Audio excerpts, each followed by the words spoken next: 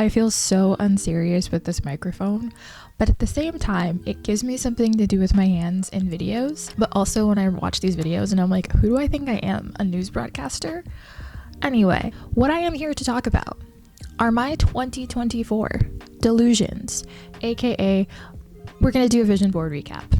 And I normally don't reveal my vision boards until the end of the year. I don't tell anybody that it's my vision board. I don't share them with anybody after I make them, mainly because I'm telling you now, I have plans that I cannot share with you right now because the haters will sabotage me. I have plans that I cannot share with you right now because the haters will sabotage me. I have plans that I will not share right now because the haters will sabotage me. But I got some stuff in the works.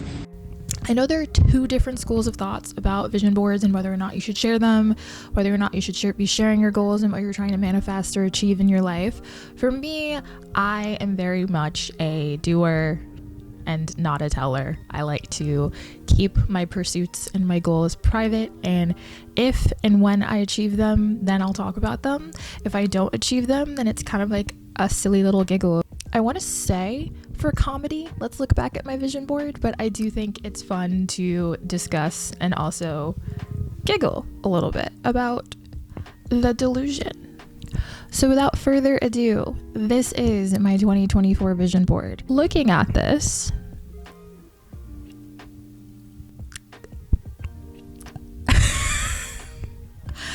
I'm laughing at myself because I really admire the delusion. I went for it. I feel like being delusional when it comes to your goals is a beneficial thing at times. Sometimes you just can't listen to the haters. I divided my vision board into 4 different quadrants.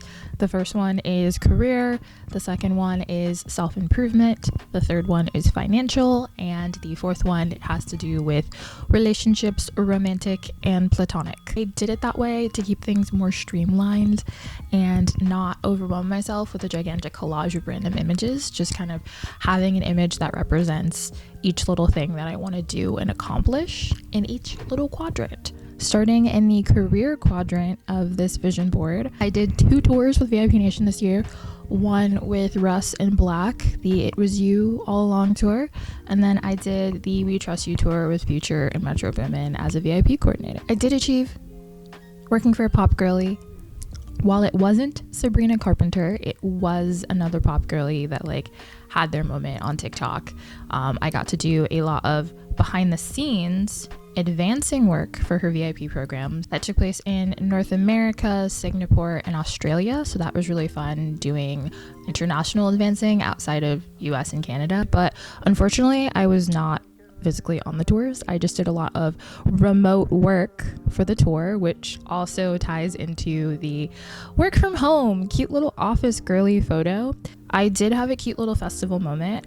While I was on tour with Future and Metro Boomin, they were headlining one of the days of Lollapalooza in Chicago. So all of the crew was present in there at Lollapalooza Chicago. I mainly spent my day in the production office wrapping up some advances and then walking around the festival grounds, catching a few acts here and there, and also trying to find a nice, pleasant place to shower at the end of the night.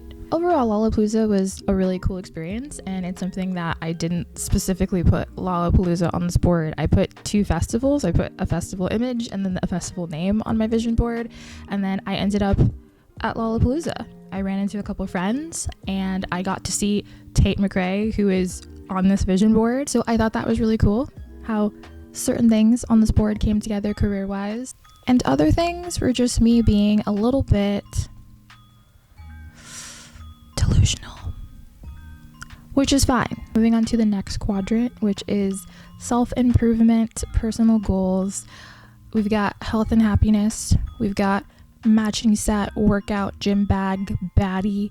We've got hobbies, painting, playing an instrument, and then traveling, but for fun instead of work. I've got a photo of London, Norway, anywhere where there's the Northern Lights, Norway, Iceland, and then Tokyo.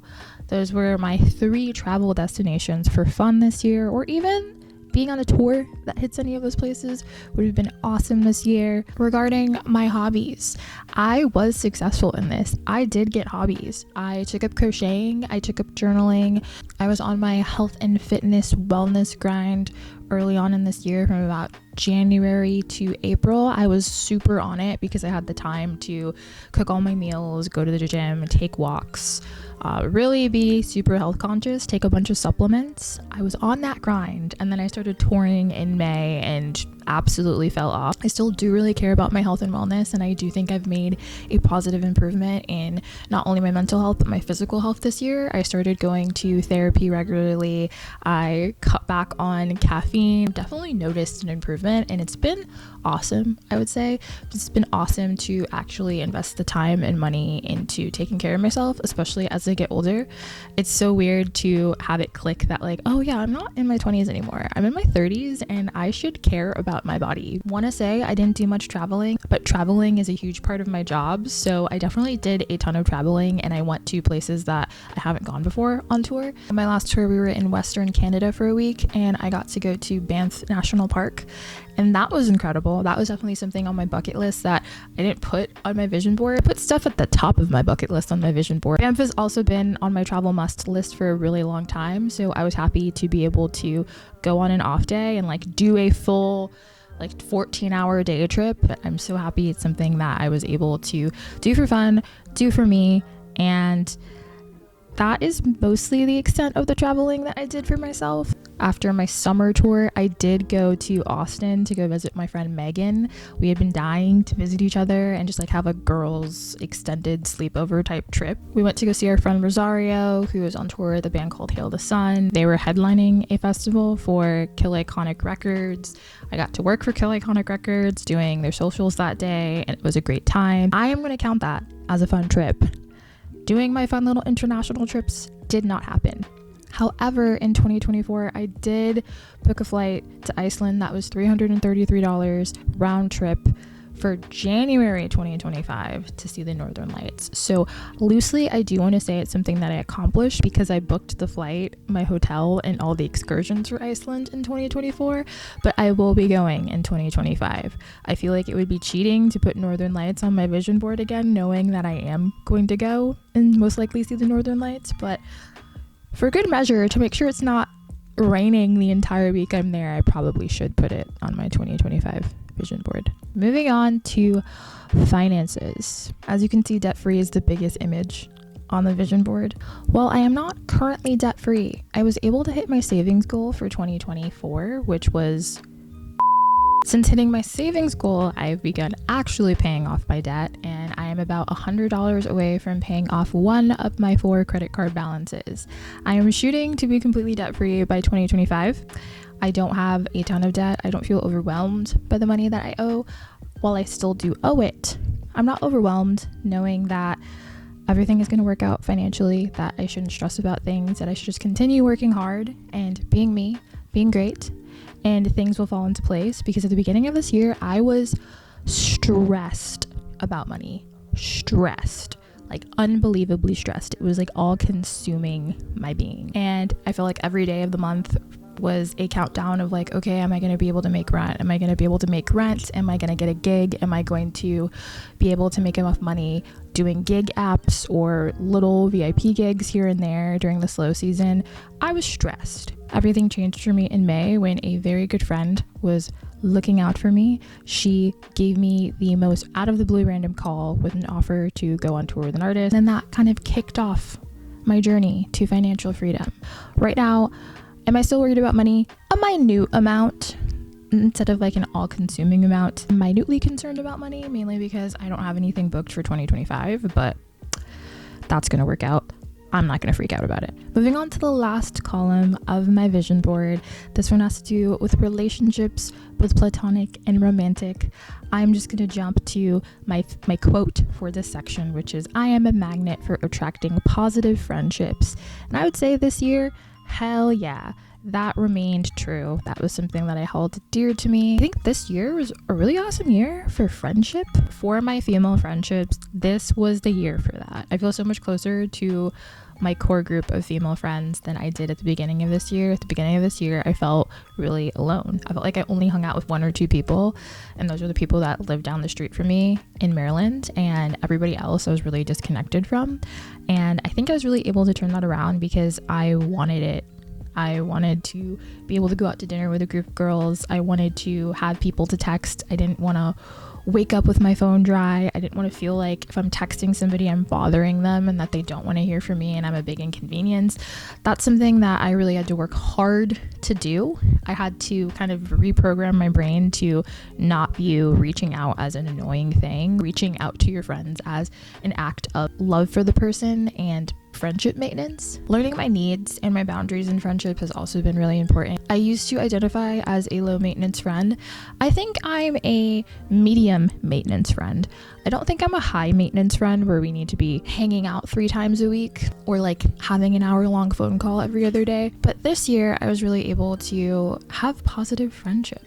A year ago, I never would have thought that I would have like girls trips planned for me and my friends and that I would have gone on a girls trip to hang out with one of my friends. Those are all things that are really exciting and fulfilling, and I'm really happy that I am a magnet for positive friendships and was a magnet for positive relationships and friendships this year. I'm really excited about my friendships and, you know, meeting more people and potentially having more friends. I don't need 10 best friends. I am fine with the 5 or 6 that I do have, and I think that's another thing that is important and that I'm walking away from this year with, the lesson that, hey, I don't need 15 best friends. I don't need a group chat of people. I don't need to wake up with text messages. What I do need is to know that the people I care about will be there for me in my time of need. When my dad passed away, like, everybody that I care about was there for me in my time of need, and like is still there for me, still checking in, still texting, still calling, still really caring about my mental health and where I'm at in my grieving and healing. And that's so important to me. Like, overall, we don't need romantic interest. We just need our girls. So there you have it. That was my 2024 vision board recap. All in all, I want to say that this year was a great year. So many great things happened. I accomplished goals of mine. I accomplished things, and things happened to me this year that weren't on the board that I think had a better outcome of if I did get the things that I put on my vision board. And I'm so happy and I'm so grateful for that. I also just feel so wrong to just go on with my life and not mention my father. My father is a large part of why I am where I am today career-wise. He believed in me. He helped put me through college. He encouraged me. He was that father. He was that guy for me. And I just want to continue living every year of my life where I have the opportunity to continue living and doing what I love. I constantly just want to be able to honor him. Also, not let grief consume me and turn me into a cold, hard, bitter person that's upset at the world. I don't want to be upset at the world. Like, I'm upset that my dad's dead, but I don't want to blame the world for that. So here's to 2025.